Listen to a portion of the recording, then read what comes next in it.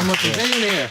Thank you very much. Thank you, fellas. Thank you, sir. Appreciate Yeah, it. this is awesome. We have a bunch of questions. We're very, very grateful for your time. Okay. People that like, they'll DM me and be like, you see what your boy's doing? You voted for this. I'm like, I voted for none of this. By the end of 2025, Andrew Schulz had been called a MAGA puppet by the left, a backstabbing traitor by the right, and an idiot by both, all for doing the exact same thing. Talking. That's it. That's the whole crime. He talked his way into the Trump orbit, talked his way into 9.6 million views, talked his way into a vote he couldn't fully explain, and then kept talking every single week on his own podcast, as everything he said he voted for collapsed in front of him in real time. Wars being funded. The Epstein files buried. ICE agents in ski masks with no identification. A nurse with no criminal record shot dead on a Minneapolis street and immediately called a terrorist by the White House before a single investigation had started. And Schultz said what he actually thought about every single one of those things. Out loud. On camera. Every week. Which, and here's the part where nobody in the story looks good, is exactly what his brand was always built on. Say what you actually think. Don't care which side it makes angry. Be the guy who won't shut up regardless of the consequences. He just never seriously considered what would happen when saying what he actually thought made both sides furious at the same time. In 2025, both sides got furious at the same time. What happened to Andrew Schulz over the last year is not a clean story of betrayal or hypocrisy, though you'll find people from every corner of the internet calling it both. It's a story about what happens when someone builds their whole identity around honesty, makes one catastrophically unexamined decision, and then has to sit on their own set watching the wreckage arrive week by week while the cameras keep rolling. And the cruelest detail of all? His gut already knew. In the middle of that October 2024 interview, the one that launched all of this, Trump looked Schultz in the eye and said, "I'm basically a truthful person," and Schultz burst out laughing. Full, involuntary, cover-your-face laughter. He couldn't stop himself. His instincts fired immediately and honestly. Then he went home and voted for him anyway. That laugh, that vote, and everything that followed, that's what this video is about. Despite coming across as a mush-brained mongoloid, Gronk actually has a New York Times best-selling book. He is the first author in history to have a ghostwriter and ghost reader. It's amazing.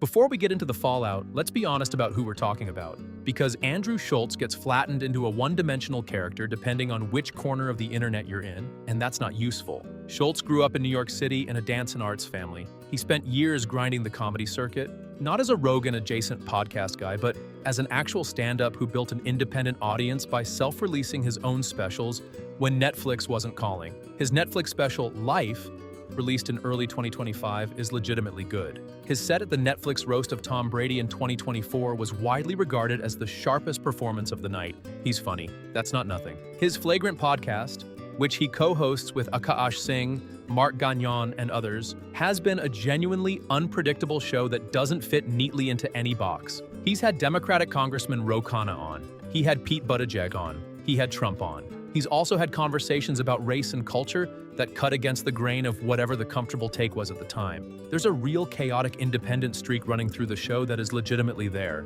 even if it sometimes gets buried under the bro energy. The problem is that the bro energy is what got him into this mess, because here's what Schultz cannot escape. His own stated reason for voting for Trump, documented on the record in an interview with the Daily Beast, was that Democrats were not cool, and his vote was based on who gets the most why? That's a direct quote. That's why he voted. Not policy, not economic analysis, not a considered weighing of trade-offs, vibes and social cachet. And now he's shocked, genuinely shocked, that the vibes didn't produce good policy. That is, I think, what is enraging people right now, is it's insulting our intelligence. Like, obviously the intelligence community is trying to cover it up. Obviously the Trump administration is trying to cover up. Something changed. Here's what most coverage of this story missed. Schultz didn't flip overnight. This was a slow, documented, step-by-step collapse that started almost the moment Trump took office and built steadily over 8 months. Step 1, January 2025. Schultz declines the Trump inauguration invitation.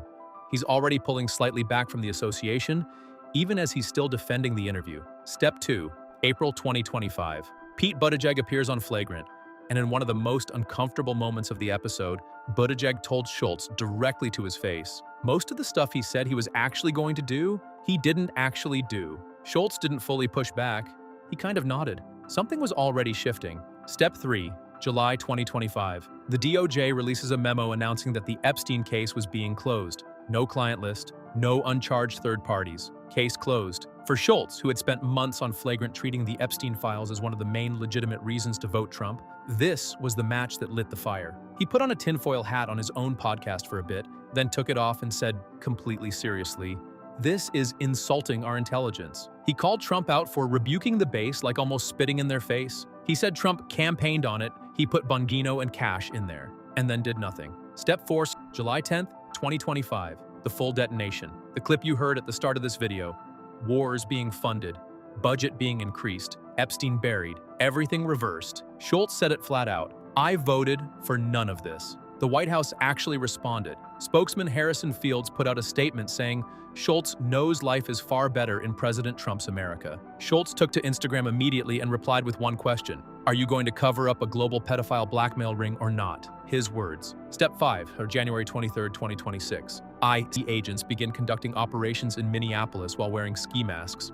No visible identification, no badges showing names. Schultz calls it insane. He says if agents aren't wearing identification, you can't tell who's a federal agent and who isn't. This is why all ICE people need their names on their badges, he said. Step 6, January 29th, 2026. Alex Pretty, a 37-year-old ICU nurse, a U.S. citizen, a man with a legal concealed carry permit and no criminal record, shot and killed by Border Patrol agents in Minneapolis while he was filming an altercation and directing traffic. Bystander video from multiple angles contradicted the administration's account. Within hours, Stephen Miller called him a would-be assassin, and Kristi Noem called him a domestic terrorist, before any investigation, based on nothing but the need to protect the narrative. Schultz went on Flagrant and called it murdered in cold blood. He said he was watching the administration try to spin it, and it was disgusting. He said, this is the line that cut through. I didn't think what's happening right now with ICE could happen in America. I genuinely did not think that was. I thought our institutions, I thought the Constitution would hold up. That's the breaking point. That's the quote. An American nurse with a legal firearm and no criminal record, dead on a street in Minneapolis, and the administration calling him a terrorist before the body was cold. Frankly, no, but frankly, she's given me so much ammunition, I don't really have to. I mean, she's a radical left lunatic. Here's the thing that makes the whole story genuinely fascinating. Schultz's own instincts told him something was wrong in real time. During the October 2024 Flagrant interview, the one that started all of this, Trump looked at Andrew Schulz and said, I'm basically a truthful person. And Schultz burst out laughing. Not a polite chuckle, a full, involuntary, cover-your-face laugh. He couldn't help it. Something inside him knew. The Kamala Harris campaign actually clipped that moment and posted it with the caption, podcaster bursts out laughing at him. They used it as a campaign ad. And Schultz, who watched that clip go viral, who knew what it looked like, still went and voted for the man. That's the Schultz contradiction in one image. His gut knew, his body responded honestly, and then his brain overrode it because of vibes, because of cultural alignment, because of not wanting to be in what he called the Dem cult. Because voting for Trump felt like an act of anti-establishment rebellion for a guy who had built his whole brand on being the one who says what nobody else will say. The problem is that when the anti-establishment move is voting for the establishment, for the most powerful political machine in the country, it stops being rebellion. It's just brand management. And now Schultz is living with the gap between what his gut told him in that interview and what he chose to do anyway. Just say the left is right, Andrew Schulz. Embrace it. Yeah, I was wrong, left was right. It's not like a crazy thing, it's I was stupid. Here's where it gets genuinely funny, in the worst possible way for Schultz. When he came out against Trump's handling of the Epstein files, MAGA turned on him immediately. A prominent MAGA influencer publicly said he despised Schultz more than radical leftists. His comment section filled up with people calling him a grifter who had used their movement to build a brand, and was now abandoning ship the moment it was inconvenient. And the left? The left did not welcome him back. The response from liberal commentators and social media was almost uniformly the same three words: we told you. BuzzFeed ran a piece literally titled, Podcaster Andrew Schulz mocked after saying left was right all along. The most common comment under every clip of him criticizing Trump was some version of all it would have taken is one critical thought about a year and a half ago. Both sides are right, by the way. That's what makes it so uncomfortable. MAGA is right that Schultz got huge cultural benefits from the Trump association. The 9.6 million view episode, the MAGA adjacency, the anti-woke brand boost, and is now backing away from it when the bill comes due. That's a reasonable thing to point out. The left is right that nothing happening right now is unpredictable, unforeseeable, or even surprising to anyone paying attention. Trump's first term already happened. The playbook was not a secret. Voting for someone because they feel cool and then being shocked when they govern the way they always governed is not a neutral act. It has consequences for real people. Schultz himself acknowledged this, sort of. He said he doesn't regret the vote because he believes Trump pulled the Democratic Party to the center and forced them to take up issues like the Epstein files. That's a stretch, but it's also the kind of mental gymnastics you need to do when you're trying to hold on to your independent thinker identity while your decisions are being used to call a dead nurse a terrorist. It starts to become very reasonable, nuanced criticism of the administration. They have just made the most far left critiques of the Trump administration. Their reaction to this has just justified all of them. Let me ask In one moment.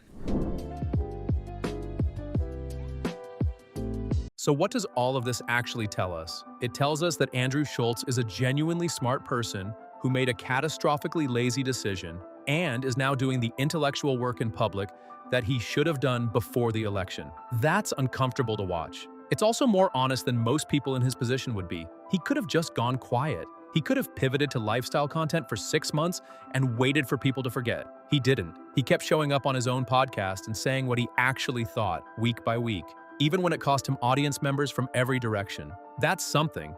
It's not absolution.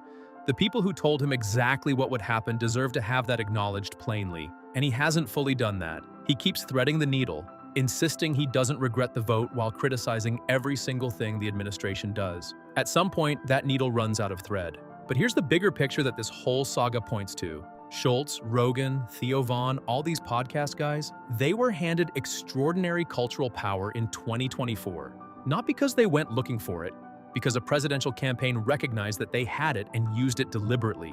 And none of them, not one, used that moment to ask the hard questions, to push back seriously, to say to the man sitting across from them, "You've done this before and here's where it went wrong. Explain to me why this time is different." Instead, they got charmed, they got the good vibes, they got the big episode numbers, and now they're sitting on their couches in 2026 calling the results insulting.